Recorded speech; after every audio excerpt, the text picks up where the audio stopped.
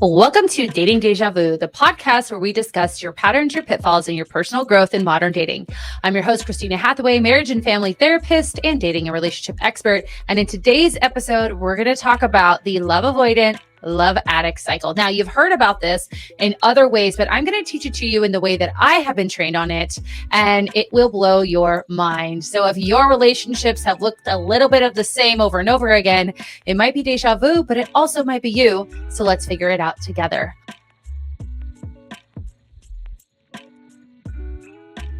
What's up, Deja Crew? Happy Friday. I hope that you had an amazing week, and I hope you enjoyed our first Deja Vu episode talking about all things all couples in reality TV. I promised you I would watch Love is Blind, so I'm going to do that. Today, we are going to talk about a topic that is really going to resonate with a lot of you. Now, this is from the post-induction therapy model from Pia Mellody. Now, Pia Mellody was a nurse at the Meadows. And for those of you who are like, wait, I've heard of that. Yes, you have. The Meadows is where Rachel Raquel went after the Tom Sandoval Ariana scandal. It's where Tiger Woods went. I believe Demi Lovato has been there. It is the place. And your girl has been trained on the model that Pia Mellody had created from the Meadows when I was working at a therapeutic boarding school. And my mentor at the time taught me this model and actually received permission from Pia herself to teach it to his mentees, if you will. So it'll sound a lot like the attachment styles, which we're going to go over. Now, one thing you need to learn about in psychology is people just take the same shit and put new names on it. So just realize that there have been a few things that I've seen lately that have been kind of groundbreaking. Internal family systems is a new type of thinking about how we have different parts of our brains, but I'm not going to bore you with that because if you want to learn about it, you can come coach with me. So the love addiction cycle and love addict cycle, we call it a dance because oftentimes the love addicts are attracted to the love avoidance and the love avoidants are attracted to the love addicts. And so I'm going to explain each, and then I'm going to explain what this looks like in real life because this is kind of clinical. So stay with me, but you're definitely going to listen to this. So the first piece of the cycle I want to talk about is the love addict. Now, the love addict's greatest fear is that of abandonment with an underlying fear of intimacy. They present, their trauma presentation is that they feel worthless in relationship to their partner. They need to be taken care of or they can't survive. Or if they don't get close enough relationally, they'll die. I love the Viall files, but Natalie Viall, Nick Viall's wife, always says, I want to crawl into his skin and live there. And I'm like, love addict. But for most people, obviously we have an attraction to others, but for love addicts, love becomes a source of addictive emotional highs that interfere with with that person's inability to establish like healthy, genuine relationships. And so the love addict really has these like highly unrealistic expectations of what their partner should and should not do. I talked about this with Lindsay Hubbard, right? Very high expectations, but also kind of like a fantasy that they create. But they're also very terrified of being abandoned and they'll do anything to prevent it. Many love addicts experience a lack of nurturing and love during childhood, literally being starved for their nurturing. They didn't receive it as children and they search to fill that emptiness left by their parents' neglect. Now, again, in the Lindsay Hubbard situation, her mother left her, right? And so for them, even a highly abusive relationship is better than being alone. And so for them, they feel unworthy of being loved as well. So they may even have someone who's healthy in their life, but they just don't know what that feels like because, again, they were starved of that in childhood. So the way that this works, so again, the child's emotional needs were not met. They were neglected. They felt unwanted. They felt unloved. This establishes the lie that in the child's mind that eventually they will become dependent on love to like make them feel worthy. They oftentimes feel unworthy of being loved, of course. And the only way they make the pain go away is to find someone who will give them all of the attention that they were denied as children. That kind of expectation obviously is impossible and puts a lot of responsibility on the love addict's partner. So The problem though is they realize that, and their emotional pain and feelings of worthlessness don't actually go away when their partner is affectionate, but also the partner's not affectionate in the way they want them to be. And also they're still terrified of being abandoned, and the love addict can become resentful of the partner for not showing up in the way that they need it to fill those emotional needs that they desired in childhood. Got it? So it can get very crazy. The early days of the love addict's relationships are usually very euphoric and happy. The addicted person feels like they've met their true love, their knight in shining armor, they're destined to be with them. And then the fantasy, as I talked about, creates a lot of endorphins, creates a lot of high addict from the love. But as the relationship goes on, their idolized romantic dream becomes a nightmare. So like I talked about in the Lindsay Hubbard situation, is like something breaks the fantasy, right? They end up coming down from that high and they become more clingy and needy to that emotional partner. They start to put more pressure on that person. And what I'm going to talk about with the avoidant is they end up being overwhelmed by the responsibility and pressure placed on them. And the love addict's partner then begins separating themselves from the relationship. So as the addict pushes, the avoidant pulls, and unable to accept that reality, the addict holds on to the fantasy as long as they possibly can, unwilling to face the fact that the partner is moving away from them. When it finally happens and the impossible is hard to ignore, I have two things here that I'm reading off of. So the love addict oftentimes can just go into a full-blown spiral. So let me read it from what I've been trained on. So again, the love addict walks into the relationship and enters a relationship in a haze of fantasy. Again, knight in shining armor. They're going to take care of me. This is it. It's meant to be. Engagement, marriage, babies, right? They also deny their partner's walls, which we'll talk about, and the boundaries their partners have and the importance of life outside of that relationship. They, again, are very clingy. They're the type of person who will change their life for their partner.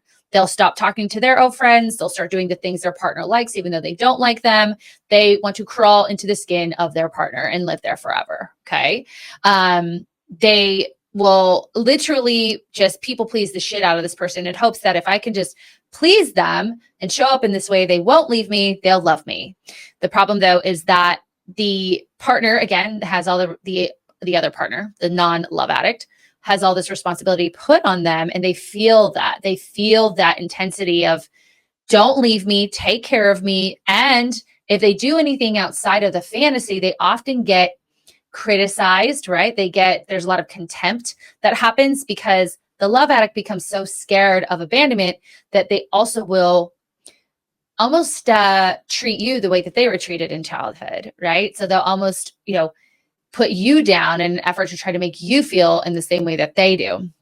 So as I had mentioned, and they'll experience an event that shatters the fantasy, right? And that literally could be anything. That could be that the partner, and I've talked to you guys about this before, stops texting as much because they get busy at work. This can put a love addict in a full-blown spiral. They're leaving. They don't want me. This is it. I'm going to be alone. And then what ends up happening is the emotional withdrawal from the fantasy causes a lot of pain, anger, fear, shame, and they become obsessive and they begin to medicate, right? And now medicate doesn't necessarily mean medicine. They will do a variety of different things to get their fix. And then they eventually will either do something to get the partner's attention again and bring them back into the fantasy, or this person is very much a monkey brancher. They will stay in this cycle until they can get their hands on the next person, and then they'll just repeat the cycle with them. So that is the love addict. Let me look at these notes here. I'm just going to read this here. Unable to accept reality, the love addict holds on to fantasy for as long as possible, unwilling to face the fact that the partner is moving away from them. When the truth finally becomes impossible, they ignore. They'll begin a downward spiral of emotions, feeling hopelessness, abandonment, depression, and panic. Tormented by loneliness, the abandoned love addict will seek a new partner and heal their emotional wounds, thus beginning a new cycle. So everything we talked about there. So the love addict is often connected to, a codependent model, a model of, having trauma in their life, not having their needs met, really feeling vulnerable, feeling like everyone's going to leave you, that you have to find that person to fill that love void in yourself. And it can become very, very toxic. Y'all know a person like this. You might be this person where you just, everything is, he doesn't like me, he doesn't want me, I need to tell him more. So let me give you examples of this with my own clients, where a guy might be a little, the one I always use is like, the communication changes because it's 3 months in, or 2 months in, and he or she is getting more comfortable with you. But anytime anything that looks like, smells like, sounds like, feels like them leaving you, you freak out. And then you act on that freak out. You text him, what's wrong? Did I do something wrong? Is everything okay? You didn't text me back. And that is incredibly, immature, right? It's emotionally immature. And you're also, when you act on the behavior, you're acting in a way that is not attractive. And that partner eventually is going to be like, what the fuck? Why is she so insecure? And people are not attracted to insecurity. So that will cause them to push back. So what do we do if we struggle with love addiction? Well, number one, we need to talk about and put together the pieces of how we got here. So gaining understanding of what you did or did not receive in childhood and how you're trying to obtain that in your dating relationships. Begin to establish your own connection to self and your own ability to take care of yourself, right? So one of the best ways to do that is honestly to actually start a connection to a higher power, because in a connection to a higher power, your love and self-worth and connection comes from something bigger than you that's always with you. But if that's not your jam, you can also create a practice of self-care, of gratitude, of appreciation for the self, and start kind of filling that void from within. Coaching, of course, is very helpful for this. Therapy is very helpful for this. And with my clients, we work on putting the puzzle pieces together to understand how they became a love addict, understand what this looks like now, because that's what coaching is about. Coaching is, okay, I get the story and how we got here, but so what now? What are we going to do about it, right? So how are we presenting in relationships? What boundaries do we need to set internally and externally? And then begin to work from that place. So there's definitely hope for you if you're in this love addict cycle. It can feel like you're going absolutely crazy, but you really are just trying in your brain. This level of neediness has actually kept you safe, right?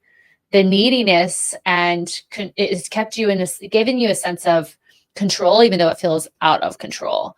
And again, your job is to figure out how to replace that and fill that void in yourself. So that is a love addict. Now, the love avoidant is me. Greatest fear is that of intimacy with an underlying fear of abandonment. Now, remember, intimacy is not sex. That is romance. That is passion. Intimacy, into me, you see their trauma issue, our characteristics, or their sense of value comes from taking care of needy people. I said needy people. Their job relationally is to take care of needy people. If I don't, I feel guilty. To be intimate is to suffocate or die. They are afraid to love and be loved, my dears, and they feel overwhelmed by their partner's emotional needs and oftentimes feel smothered when they are given attention, wishing for more time alone, feeling obligated to give in a lot of the times, and eager to find a way out. I just talked to a good girlfriend about this, whose partner is very much an avoidant, and she's very much an addict. She's done some work on herself, so she has actually been able to at least reach out to me when he's acting in a way rather than reacting in the way she would have in the past. But he did this the other day where she wanted him to go on a trip. They had planned it. He's recently he's not felt good. She's taken care of him. She's brought him stuff. She's very lovely and kind. And because he just, number one, doesn't feel comfortable being taken care of, because that's not her job, that's his job, but then was unable to actually ask for his needs to be met up front. He feels like he's doing everything for her instead of her not even recognizing what she's doing for him. And instead of being able to say, I can't do this for you, he gives in and gives in and gives in until he's like, see, I do all these things for you. This is your problem. Da, da, da, da, da. And he projected it onto her. Luckily, she knew and was ready for it. And so it was bad, and we'll see what happens with that. But love avoidants are people who often suffer great losses and pain in their lives. They're terrified of experiencing emotional trauma again, and they really try to detach from others. For me, I witnessed my great grandmother pass away when I was like 5. My grandmother passed away when I was 6, and then my mom went into a pretty rough patch with grief. And that was very difficult for me. Some other things happened, and it was just like a whole slew of stuff happening that I got stuck in this emotional place in my life. And on top of that, I became very concerned with my mom, not knowing that at the time, but I would just perform. But if I was having emotions, she was emotionally fragile that she couldn't handle them. Right. And so that was really tough. And so I learned to kind of take care of myself. For the love avoidant, they don't necessarily avoid relationships. They get into relationships. But what they tend to do is they are unable to allow themselves to be vulnerable in relationships. And the love avoidant person is usually not aware of that. So if they do manage to stay in a relationship, they don't just run at the first like neediness. They may feel that something is not right, or, something is lacking. They may kind of feel resentment towards their partner needing them so much and feel like they're suffocating. I very much know this feeling where it feels like I have 2 hands around my throat. And for the partner who is with someone who's a love avoidant, they could literally be at a loss to understand like why this partner will not connect emotionally to them, even though they are trying. And the problem is that love addicts oftentimes get in relationship with love avoidance. But just to finish that off, while the love avoidant may form addictions as they try to keep themselves detached from the person, like they will work, they'll get into substance abuse, they may even go outside of the relationship, their partner will not usually know why that happened, and they'll oftentimes blame themselves. They'll try to people please and put more pressure on the neediness and wanting to be perfect for this partner, even though that's literally the opposite of what they need. So it looks very much like, well, obviously I can't be the woman or the man that they need. They had to go outside the relationship. They obviously want someone else. No, they want that sexual relationship. But if I just have an affair, I don't have to share my feelings, right? And that's what they want. But it doesn't even have to be an affair. It can be something like working all the time, traveling for work, trying to get out of the house, always being busy. So I think of like Tom and Ariana. He very much to me seems like a love avoidant, because he's kind of everything that he talked about in the when they were together was how much he did for her. And throughout their relationship, she very much became more vulnerable. Now, what I love about Ariana is she seems to actually be relatively like healthy. She's done her own work. I mean, she talks about her own stuff. And she became vulnerable over time. And I think that for him, that became too much. He couldn't handle it. And he couldn't handle those hard conversations, even after 10 years. Yes, this could happen this way. Usually it happens it happens relatively quickly, but it can happen over time, especially as your partner kind of grows and learns about themselves and becomes more emotionally mature. And he went to the girl who he could have sex with that didn't require him to get, really in depth and deep, or maybe even didn't have the mental capacity to do that, and see what happened there. So for the emotionally avoidant person, love becomes an obligation when their partner expresses distress or lack of intimacy in the relationship. The love avoidant person becomes overwhelmed and they will turn to their vices. So real quick, so that was from, I just want to give a shout out to this gal. Center for Healthy Sexuality is where I got some of these notes. So if you want to check this out, I will put it in the show notes. What I'll also put in the show notes is a link to this Love Addict Love Avoidant cycle. I use this with my clients all the time. So we already did the cycle for the love addict. For the love avoidant, they enter a relationship out of duty, not love. So I'm not here to love anyone and get close. I'm here to take care of you, right? They're very charismatic. They're very seductive. They usually show up like having their shit together, right? To someone who is looking to get all their needs met, they look great. But they're not necessarily like sharing their story or like getting vulnerable. For them, they become overwhelmed by the neediness of their partner and move from this kind of seductive, charismatic place to very angry and resentful. For me, it was, let me take care of you. I will help you get into school. I'll help you get a car. I'll help you get a job. And then once that felt like too much, I became like, you're not a man. I'm not your mom, even though I literally was doing the things for them. They abandon the relationship in a way and create distance from their partner. So for me, I would work all the time. I would even just create distance by getting angry at them and like creating fights. So I didn't have to talk to them. Right. Even in one relationship, I was very much looking, and cheated on one of my relationships. I've never admitted that before. Made out with some dude one night. And this was a long time ago. So it was not Mark. So actually I did that twice. Jesus, bad girl. I did my work since then. Okay, so they abandon the relationship in some way and create that distance. So we talked about it. It could be work. It could be another person. It could be social media. That's a huge one. Gaming can be another one, right? They create intensity even more. So as the addicted person keeps getting like, don't leave me spiraling, they want to step out even more. But here's what happens is they may return to the relationship out of guilt, right? Because their own fear is that of also being alone. But for them, being alone doesn't mean I'm going to die. For them, being alone means I'm not going to be needed. And that is their identity. Their identity is to be needed. Where the love addict, their identity is to be in relationship with someone, right? And to be taken care of by someone, to be needy. For this person too, they can also repeat the cycle and move on to the new partner. And so for the love avoidant, the same thing is true. Obviously, working on putting these puzzle pieces together.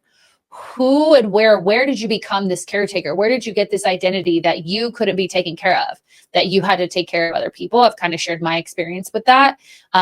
That's where we want to understand. And then the help that I'm still to this day, I work on being able to trust that I can ask other people for help, trust that I can get vulnerable with other people. Now, interestingly, I have been better able to do that with friends that I recently met and struggle with friends that I had before kind of my healing when I was very much in my low avoidant / addicted place.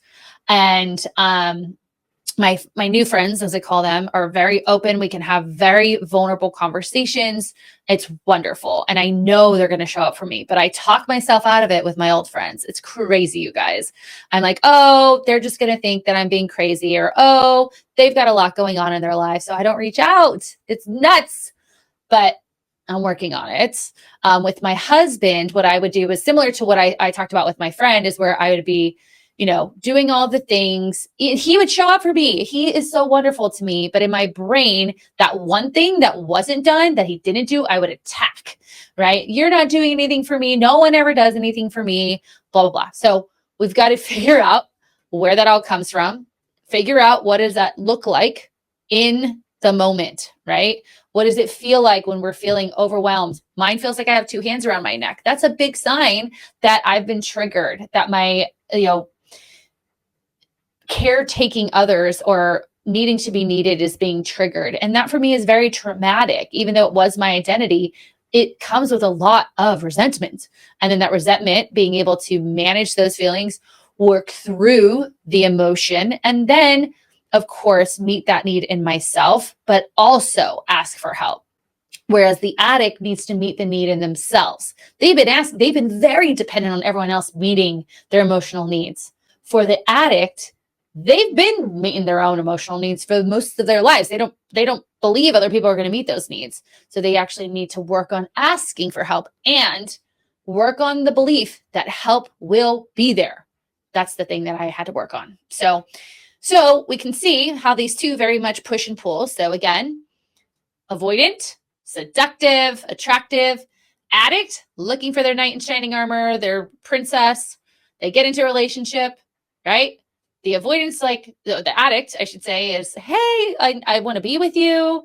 Let me take care of you. I will spend all this time with you. And that actually up front feels good to the avoidant because they didn't get that, remember? But eventually, if it gets too close, they don't have the experience with handling closeness like that. So they end up doing something, right? Like not going, maybe saying, I need a little space, which is not a bad thing, but I need a little space. Remember, the addict is like, what the fuck? Space? No, he's leaving. And they then become needier, which only makes the avoidant become less wanting to be around that person. They start pulling away. The avoidant starts pushing. This push-pull happens until boom, we're in a full-blown spiral. The avoidant's like, piece the fuck out. The addict, oh my God, this is the worst thing ever. He becomes completely out of control and obviously is telling the avoidant this. The avoidant then feels guilty and as well is needed again, right? She's in a full spiral. He's in a full spiral.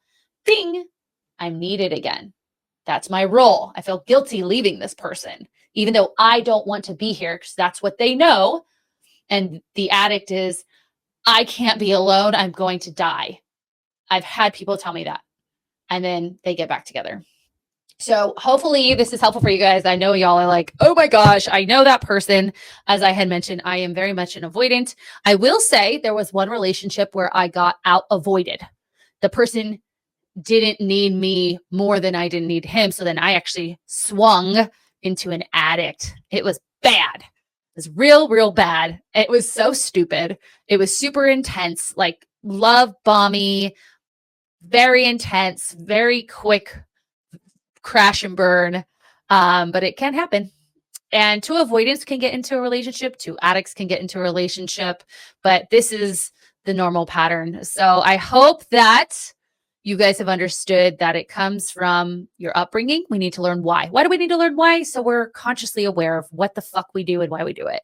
Then we need to be consciously aware of the behaviors and the triggers, more importantly, the triggers to our stuff, our neediness or avoidance. Then from there, begin to work on those issues within, which for, again, the avoidant, that also means asking for help outside of themselves and continuing to build from there. If you are someone who struggles with this, I have Ignite Ambition Coaching, which is my one-to-one dating and relationship coaching. You can find the link to that in the show notes. Awesome. Please share this. This is a good one to share, y'all. This is a good one to share because you know someone who needs to fucking hear this. If you like this information, please give me a 5-star rating and review on Apple Podcasts. Also, if you have any questions or comments, you can follow me on YouTube at Dating Deja Vu Podcast. I'm also on Instagram at the same handle. If you have questions, DM me. Be like, oh my God, or I want to hear your stories. I want to have our little Dating Deja Vu corner. Tell me the story about the Love Addict Love Avoidant cycle you were in. I want to hear it. Send me a voice note and we will, or even better, I will coach you on it on the next few episodes. I think I talked about everything, right? Please give us a follow. Make sure those notifications are on so you don't miss an episode. So Love Addict, Love Avoidant. It's very, very real. And it is a pattern that can happen over and over again. And you might be in this pattern thinking it's deja vu, but I'm telling you, it also might be you. Goodbye.